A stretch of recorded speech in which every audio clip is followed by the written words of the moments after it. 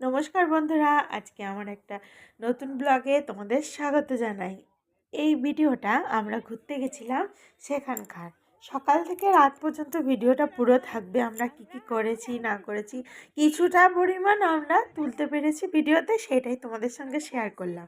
দেখো, প্রথমে কিন্তু আমরা যখন মন্দিরে গিয়েছিলাম তখন মন্দিরের ভিতর ক্যামেরা এলাও ছিল না, আর একদমই ক্যামেরা করতে পারছিলাম না বলে করিনি। তারপর পুজো করে বেরিয়ে এসে আমরা তখন ভিডিও করেছিলাম। কি সুন্দর না ভিডিও মন্দিরটা। যদি কোনো দিন সম্ভব হয় কোনোভাবে মন্দিরের ভেতরটা দেখানো, তো অবশ্যই তোমাদের দর্শন করাবো। তো সেখান থেকে চলে এলাম পুজো টুজো দিয়ে আমরা আর একটা মানে লজের সামনে, সেখানটায় এখানে খাবার দাবার দেওয়া হয়, প্রসাদ। এই দিদিভাই বললো যে চলো পম্পা একটু প্রসাদ খেয়ে আসি। ভগবানের প্রসাদ সব সময় তো কপালে সবার ভাগ্যে হয় না। তো দিদিভাই বললো চলো, আমিও চলে গেলাম দিদিভাইয়ের সঙ্গে প্রসাদ খেতে। তো এইবার যাব, দেখো আমাদের এখানে কি প্রসাদ দেওয়া হয় সেটা তো তোমরা জানো না অনেকেই। যারা এখানে এসেছো তারা তো অবশ্যই জানো। এই দেখো, এটা পোলাও রাইস, আর এর সঙ্গে একটা কোনো রকম সাম্বার বা কোনো কিছু দেওয়া হয়। এখানে একটা মানে নারকলের চাটনি মতন দেওয়া হয়েছিল। এটা কিন্তু টক নয়, মিষ্টি খেতে। তো এরকম আমি জানি না, সব কিছুর নাম তো এখানে বলতে পারবো না, সেই জন্য। তো ওখানটায় এলাকাটা খুব সুন্দর, অনেকটা বড়। সবাই মিলে প্রসাদ খেয়ে আমরা চলে এলাম দুজন মিলে আবার রাস্তায় হাঁটতে।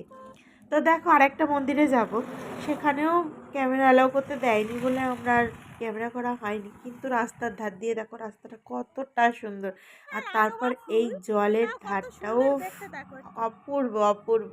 তারপরে ওখান থেকে চলে এলাম, দেখো রাস্তার ধার দিয়ে যখন হাঁটছি এত সুন্দর ফুলগুলো, দেখো কত আজবা হয়ে আছে, তাও কত সুন্দর দেখতে রংটা। তারপর দেখো আমরা দুজন একটু তোমাদের হাই করে দিলাম।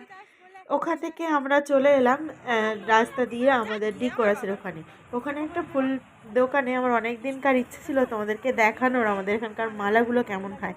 দেখো কত সুন্দর দেখতে লাগে না, কি দারুণ লাগে, কি মোটা মোটা, খুব ফুলটা এখানে খুব ভালোই পাওয়া যায়। তারপর ওখান থেকে বাড়ি এসে রেডি হয়ে আমিও চললাম আর একটা জায়গায়। পুজো হচ্ছিল, দিদিভাই আমাকে জোর করে তুই যা তুই যা, আমি যেতে পারবো না, তো পাঠিয়ে দিল, আমিও চলে গেলাম। দেখো আমি তো তোমাদের লাইটিংটা দেখাচ্ছি। তারপর আমি ওখানে প্রোগ্রাম দেখলাম একটু। দেখো ওদের ভাষার প্রোগ্রাম ভালো লাগে না, কিন্তু তবুও ভালো লাগছিল, যেহেতু কিছু কিছু বুঝতে পারি সেই জন্যে। তারপর আমি ওখান থেকে মন্দিরে চলে আসলাম। দেখো মন্দিরটা কি অপরূপ সুন্দর করে সাজানো, কত সুন্দর তাই না? কি ভালো লাগছে দেখো, আমার তো খুব ভালো লেগেছে। আসলে এখানে বিয়ে বাড়িও সাজানো হয়, কিন্তু তার থেকে বেশি আমার মনে হয় পুজো মণ্ডপগুলো বেশি সাজানো হয়। যখনই দেখেছি তখনই তাই।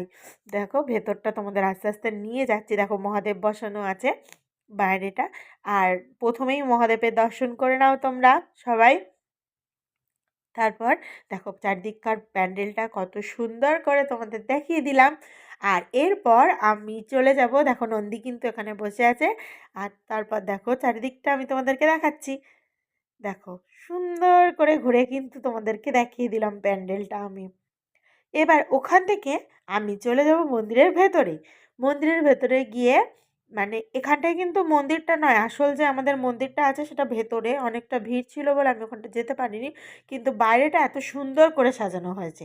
দেখো কত সুন্দরভাবে সাজানো হয়েছে, আমার তো মন শান্তি হয়ে গেছে। সত্যি বলছি, দিদিভাই আমাকে জোর করলে না করলে আমি কিন্তু যেতামই না। আর আমি এখানটায় গিয়ে আমার সত্যি দারুণ দারুণ লেগেছে। ভিডিওর মাধ্যমে তোমাদেরকে দেখাতে পেরে আমারও খুব ভালো লাগলো। তোমাদের যদি ভিডিওটা ভালো লেগে থাকে তা ভিডিওটা অবশ্যই লাইক কমেন্ট আর শেয়ার করে দিও। টাটা, আবার দেখা হচ্ছে